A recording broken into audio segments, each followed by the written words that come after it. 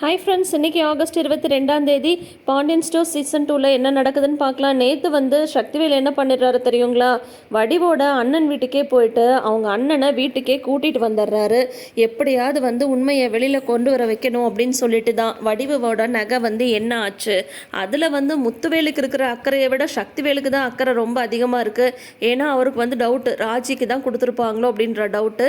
எப்படியாவது இந்த விஷயத்தை வெளியில் கொண்டு வரணுன்றதுக்காகவே ஊர் வரைக்கும் போய் அவங்க அண்ணனை கூட்டிகிட்டு வந்துடுறாங்க. அவங்க அண்ணனை பார்த்ததுமே வடிவுக்கு செம பயம் வந்துடுது. அப்பத்தாக்கு மாறிக்கு எல்லாருக்கும் தான்.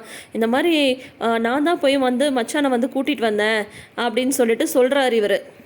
உடனே முத்துவேல் கேட்குறாரு, நீயா கூட்டிகிட்டு வந்த அப்படின்னா தான். ஆமாண்ணே, மச்சானுக்கு ஏதோ பிரச்சனை அப்படின்னு சொன்னார்ல, அது என்ன ஏதுன்னு நம்ம கேட்க வேணாமா? முதல்ல வர வழியிலே பசிக்குதுன்னு சொன்னார், சாப்பிட்டோம், சாப்பிடும்போது நம்ம என்ன ஏதுன்னு பேசிக்கலாம். மாறி நீ சாப்பாடு எடுத்து வை அப்படின்னு சொல்கிறாங்க. உடனே கிச்சனுக்கு வராங்க மாறி வடிவு, இவங்க 2 பேரும் பேசிக்கிறாங்க. அக்கா, இவருக்கு என்னக்கா அப்படி ஒரு அக்கறை, உங்கள் அண்ணனுக்கு என்ன பிரச்சனைன்னு சொல்லிட்டு கேட்கணுன்ட்டு இவர் வேணும்னே தான்க்கா கூட்டிகிட்டு வந்திருக்காரு. நகை என்னாச்சுன்னு தெரிஞ்சுக்கணுன்றதுக்காகவே தான் கூட்டிகிட்டு வந்திருக்காரு. இப்போ என்னக்கா பண்ணுறது அப்படின்னு மாறி கேட்குறாங்க. என்ன நடந்தாலும் சரி, நான் ராஜிக்கு தான் நகையை கொடுத்தன்ற விஷயத்த கண்டிப்பாக சொல்ல போகிறது கிடையாது.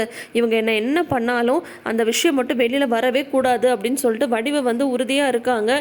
இப்போ அண்ணன்ட்ட கேட்டாங்கன்னா நான்லாம் நகை வாங்கலன்னு அவர் சொல்லிடுவாரேக்கா அப்படின்னு சொல்கிறாங்க. நடக்கிறது நடக்கட்டும் மாதிரி பார்த்துக்கலாம் அப்படிங்கும்போது அப்பத்தா எழுந்து உள்ளே போகிறதுக்கு போகிறாங்க. எங்கம்மா போகிற அப்படின்றாங்க. ஏண்டா தண்ணி குடிக்க கூட இந்த வீட்டில் உங்ககிட்ட கேட்கணுமா அப்படின்னு சொல்லிட்டு அப்பத்தா உள்ளே போகிறாங்க. அப்போ என்னடி பண்ணி வச்சிருக்கா இவன், பெரிய இவன் மாதிரி போய் உங்கள் அண்ணனை கூட்டிகிட்டு வந்திருக்கான், இப்போ என்ன பண்ணுறது அப்படின்னு சொல்லிட்டு அப்பத்தாக்கு வேற ஒரே பயமாக இருக்குது. இருக்கட்டும் என்ன நடந்தாலும் நடக்கட்டும், பார்த்துக்கலாம், தலைக்கு மேலே வெள்ளம் போயிடுச்சு அப்படின்ற மாதிரி வடிவு சொல்லிட்டு இருக்காங்க. இவங்க 2 பேரை நான் எதுக்கு தான் பெத்தன்னே தெரியல அப்படின்னு சொல்லிட்டு அப்பத்தா சொல்லிட்டுருக்காங்க. இப்போ டைனிங் ஹாலில் எல்லாருக்கும் சாப்பாடு பரிமாறிட்டு இருக்காங்க. அப்போ அப்பத்தா கேட்குறாங்க, ஏன்பா உன் பொண்ணு படிப்பெல்லாம் முடிச்சிட்டால அப்படின்னதும், ஆமாம் அத்தை படிப்பை முடிச்சிட்டா அப்படின்னதும், அடுத்தது என்ன கல்யாணம் தானே அப்படின்னதும், ஆமாம் கல்யாணத்துக்கு தான் பார்த்துட்ருக்கோம், மச்சான் ஏதாவது ஒரு நல்ல வரனாக இருந்தால் சொல்லுங்கள் அப்படின்ற மாதிரி இவங்க சொல்லிட்டுருக்காங்க. சரி, நீங்கள் குமார் கூட வரேன்னு பார்த்தீங்களே, அது என்ன ஃபிக்ஸ் பண்ணியாச்சு அப்படின்னு கேட்கும்போது, அது எங்கே மச்சான் கிணத்துல போட்ட கல்லுமா இருக்குது அப்படின்னதும், என்னாச்சு அப்படின்னு கேட்குறாங்க. அதை ஏன் கேட்குறீங்க, 2 பக்கமே ஒருத்தர் குடும்பத்தை ஒருத்தருக்கு பிடிச்சி போச்சு. பொண்ணு வீட்டில் என்ன சொன்னாங்கன்னா, அவங்க அண்ணன் ஏதோ ஃபாரினில் இருக்காங்களாம், பொண்ணோட அண்ணன் வந்ததுக்கப்புறம் நிச்சயம் வச்சுக்கலாம் அப்படின்னு சொன்னாங்க. நாங்களும் சரின்னு தான் சொல்லியிருந்தோம். ஆனால் அந்த பேச்சை அப்படியே அவங்க விட்டுட்டாங்க. அதுக்கப்புறம் அதில் எந்த முன்னேற்றமும் இல்லை அப்படின்னு சொல்லும்போது, சரி நீங்களே போய் கேட்க வேண்டியது தானே அப்படின்னு சொல்கிறாங்க. நாங்கள் எப்படி போய் கேட்டு எங்களை ஏதாவது அவமானப்படுத்திட்டா அப்படின்றாங்க. உடனே பாட்டி சொல்கிறாங்க, இதில் என்னடா அவமானம் வேண்டி கிடக்கு, ஒருத்தருக்கு ஒருத்தர் பேசி வச்சுருக்கோம், அப்போ என்ன ஏதுன்னு போய் கேட்குறதுல என்ன இருக்குது அப்படின்னதோ உடனே சக்திவேல் சொல்கிறாரு, உங்கள் வீட்டு பொண்ணு தான் ஓடி போயிடுச்சுல, அந்த வீட்டில் பொண்ணு கொடுக்க எங்களுக்கு இஷ்டம் இல்லைன்னு சொல்லிட்டா என்ன பண்ணுறது அப்படின்ட்டு சரக்குன்னு இடம் கிடைக்கும் போதெல்லாம் குத்தி காட்டுறாரு சக்திவேல். உடனே முத்துவேலுக்கு ஒரு மாதிரி ஆகிடுது. அதெல்லாம் இருக்கட்டும் மச்சான், என்ன பண்ணுறது, எங்கள் வீட்டு பொண்ணு தப்பு பண்ணிடுச்சு, எல்லா இடத்துலையும் அவமானப்பட்டு அசிங்கப்பட்டு நாங்கள் நின்றுட்டுருக்கோம், ஓடி போனவோ ஓடி போயிட்டா, இப்போ அவமானமும் அசிங்கமும் இங்கே இருக்கிறவங்களுக்கு தானே அப்படின்ற மாதிரி திரும்ப திரும்ப அதையே சொல்லிட்டு இருக்காங்க. அதுக்கப்புறம் மெல்லமாக சக்திவேல் பேச்ச ஆரம்பிக்கிறாரு. அப்புறம் மச்சான் எப்படி போயிட்டுருக்கு உங்களுக்கு பிஸ்னஸ் எல்லாம் அப்படின்னு சொல்லிட்டு கேட்குறாங்க. பெருசாக லாபம்னு சொல்ல முடியாது, அதனால் நஷ்டமும் எதுவும் கிடையாது அப்படின்றாங்க. ஏதாவது பிரச்சனைனா எங்ககிட்டயே சொல்லியிருக்கலாம்ல மச்சான், நீங்கள் எதுக்கு அண்ணி நகை வாங்கினீங்க அப்படின்ற மாதிரி சொல்கிறாங்க. நகையா என்ன சொல்கிறீங்க நீங்கள் அப்படின்றாங்க. உடனே முத்துவேல் சொல்கிறாங்க, ஏன் மச்சான் ஏதாவது பிரச்சனை அப்படின்ற மாதிரி இருந்தால் நீங்கள் எங்ககிட்டலாம் சொல்லியிருக்கணும், அதை விட்டுட்டு எங்களுக்கு தெரியாமல் எதுக்கு உங்கள் தங்கச்சி நகை நீங்கள் வாங்கினீங்க அப்படின்ற மாதிரி கேட்டுடுறாங்க. என்னது நகையை வாங்கினா நான் எதுக்கு அவளுக்கு போட்ட நகையை வாங்க போகிறேன், அது இல்லாமல் நீங்கள் என்ன சொல்கிறீங்கன்னு எனக்கு புரியல அப்படின்னு சொல்லிட்டு சொல்கிறாரு. உடனே சக்திவேல் சொல்கிறாங்க, இல்லை இந்த மாதிரி குமாருக்கு நிச்சயம் பண்ணியிருந்தோம், அப்போ அண்ணி வெறுங்கலத்தோடு நின்னாங்க, என்ன அப்படின்னு சொல்லிட்டு கேட்டதுக்கு ஃபஸ்ட்டு பேங்க்கில் நகை இருக்குன்னு சொன்னாங்க. அதுக்கப்புறம் பார்த்தீங்கன்னா உங்களுக்கு ஏதோ பிரச்சனை, பண பிரச்சனை, அதனால் கொடுத்துருக்கேன் அப்படின்னு சொன்னாங்க.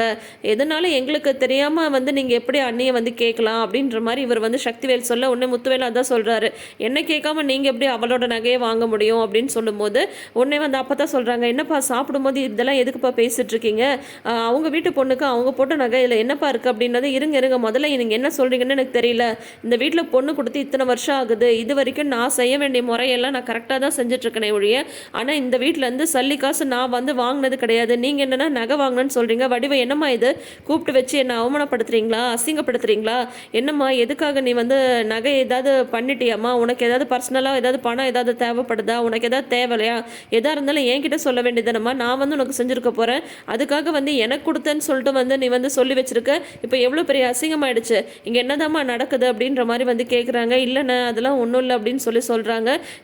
நான் கிளம்புறேன், இதை பாருங்கள் உங்கள் வீட்டு நகைன்னு சொல்லிட்டு பணம்ன்றது இது வரைக்கும் நான் எதுவுமே வாங்கினது கிடையாது அப்படின்னது. இருங்க மச்சான் சாப்பிட்டு போவீங்களா அப்படின்றாரு சக்திவேல்.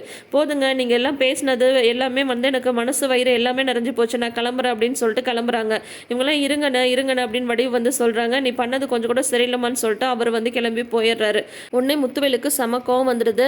சொல்லு நகை என்ன பண்ண, இப்போ நீ சொல்லியே ஆகணும், 2 மாசமாக நீ வந்து போய் சொல்லி என்னை வந்து ஏமாத்திருக்க, இப்போ உங்கள் அண்ணனுக்கும் நீ வந்து நகையை கொடுக்கல, அந்த நகை என்ன ஆச்சுன்னு நீ சொல்கிற வரைக்கும் இந்த வீட்டில் பச்சை தண்ணி கூட நீ குடிக்கக்கூடாது, சாப்பிடக்கூடாது, ஒன்றும் பண்ணக்கூடாது, அவ்வளோதான்.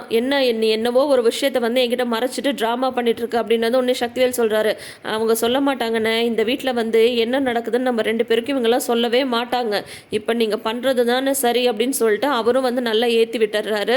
இப்போ என்ன பண்ணுறதுன்னு தெரியாமல் வடிவு வந்து தவிச்சு போயிருக்காங்க.